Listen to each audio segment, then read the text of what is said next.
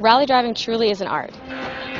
I'm Miranda Lightstone with WatchMoto.com, and today we're going to take a closer look at that art with Mitsubishi Rally drivers Antoine Lestrange and Natalie Richard.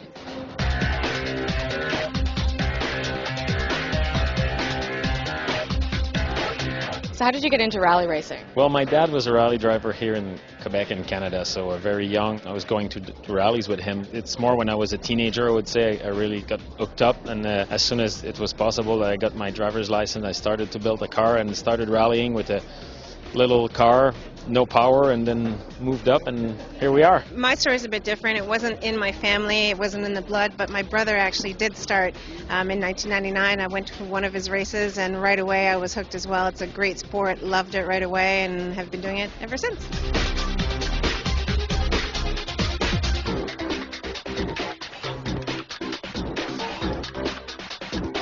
So what's the best part about being a rally driver? Winning.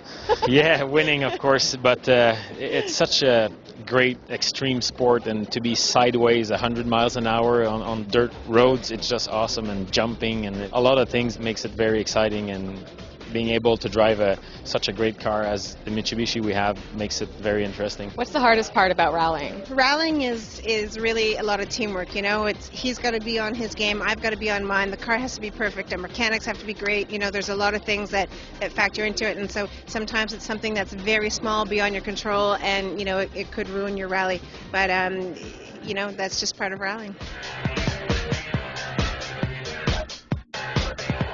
And what's the most important part of having a navigator in the car with you? The most important part of a co-driver, I think, is really the timing, because if I'm late, you know, we could have an accident. If I'm too early in calling my notes, then he's not going to remember everything. So timing really is a big part of my job. What driving law do you wish existed on the roads today? I think the speed limits could be a little bit higher on the highways. Having said that, I'm not crazy on the road. Normally every day I'm pretty calm. I let it go when I'm at the races, but sometime on the highways it's a bit slow.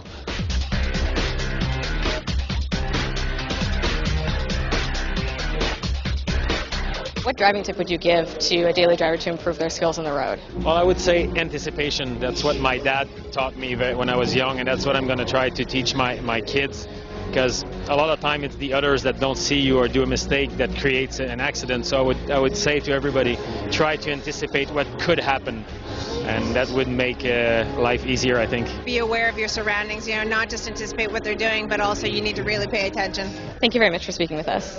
Thank you.